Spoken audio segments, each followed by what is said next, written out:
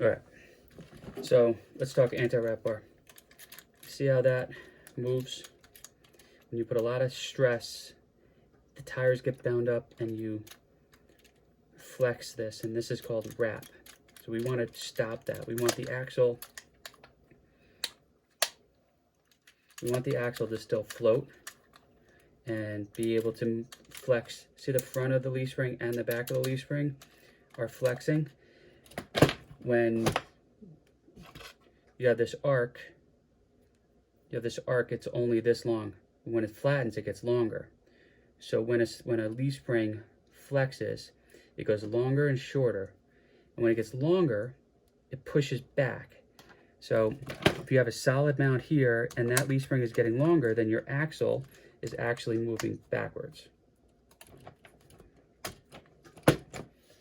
So what we do, put a little bolt on here so it doesn't come out.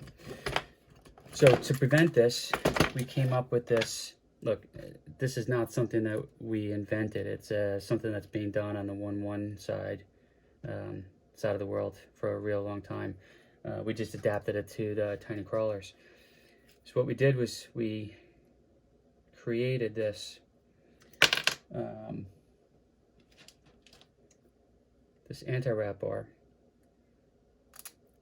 It works with overdrive or non-overdrive, and you'll get all the hardware that's necessary.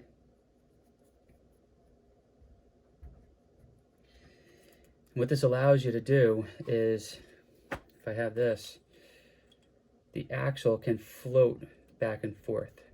It can move up and down and float back and forth. But I cannot twist this. I cannot push this down. Again, it can float back and forth, up and down, but it cannot twist. That's because of the shackle. The shackle lets it float, but once I put leverage on this and it's solid mounted to the axle, now, a lot of guys, what they'll do is they'll put a link directly on the top here, on the top of the axle, and mount it up to something solid. But the problem is that axle can still turn on here. And what you're doing is you're creating a solid link here between here and the battery tray or whatever else it is, and you're not letting the axle move back and forth. So like we just talked about, when this axle moves, it actually moves back. So if I limit that axle from moving back, then I'm not letting the front of the leaf spring work, so I'm hindering some of my suspension. We don't want to do that. So our solution for that is this right here. What we do is you take these bolts out. Now these, like I said, these are on Curry's. Doesn't really matter. You can run these on anything because they go on top of the leaf spring. So I currently run JEC Racing leaf mounts for Curry's, for Rock Jocks. So your setup might be slightly different, but again, doesn't matter because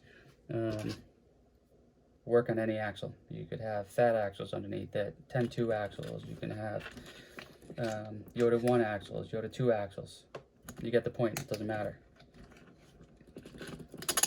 So I'm just going to bolt this thing in here.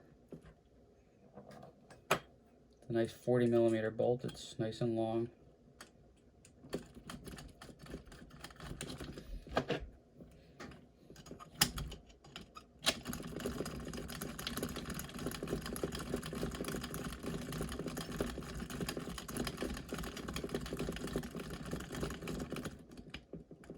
Okay, so that came with a washer and everything so that this will float and move on here nice. Okay, now on this side, I'm going to set up on the axle. Let me get my other leaf spring. I run 2 leaves and no internal coil springs.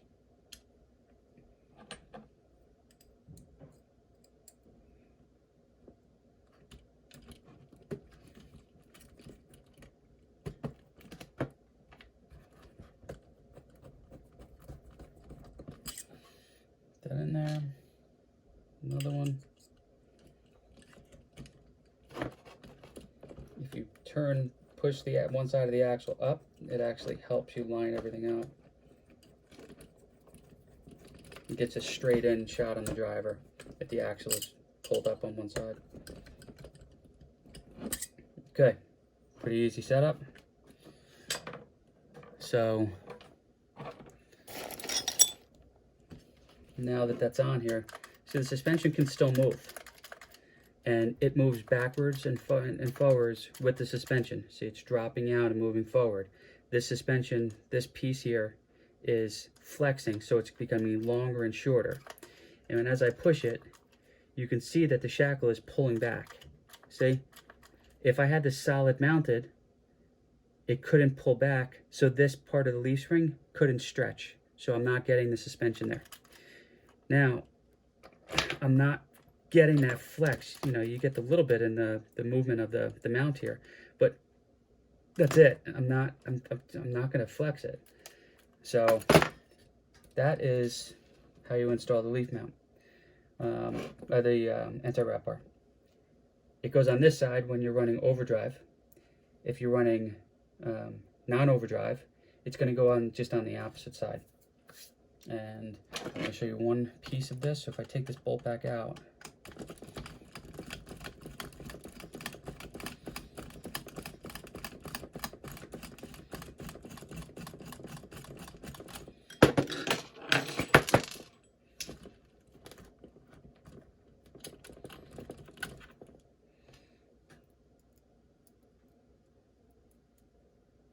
so this piece here is just a little bit oversized compared to the 3D printed carbon nylon part. So it's got a nice size washer on there that's made to capture the 3D printed part. There is no left to right stress on this. It's only down, pushing down on it or pushing up into the shackle. So there's very little stress. That's why we're very happy with the 3D printed part for this application. Again, just stick that right in here. And if I show you, once this piece is on here, I'll show you the angle.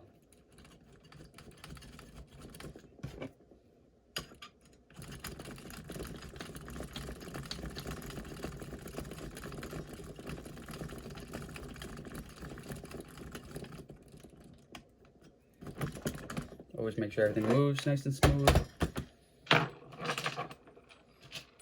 Do this the right way and get a lock nut on here.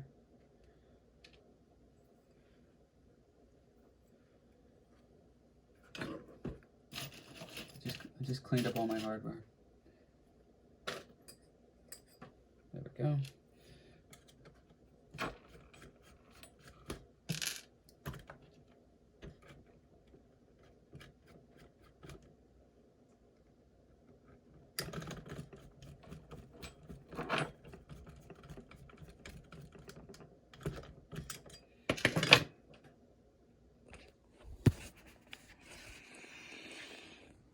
So if you see the mount is mounted on there, the bar that we send has a little kick in and up so that it meets nice with that mount.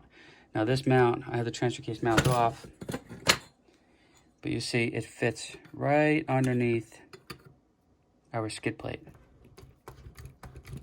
So for the most part, you're going to have a nice protected surface here, and you're going to slide off and you're going to hit the arm. Again, very, very strong. Skid plate off. And let's look at it from the side.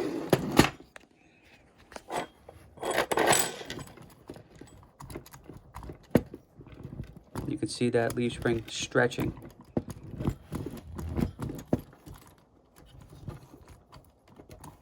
See the shackle moving. That is proof that the axle is moving backwards. If you solid mount it, it's going to just turn your axle. It's going to force a wrap.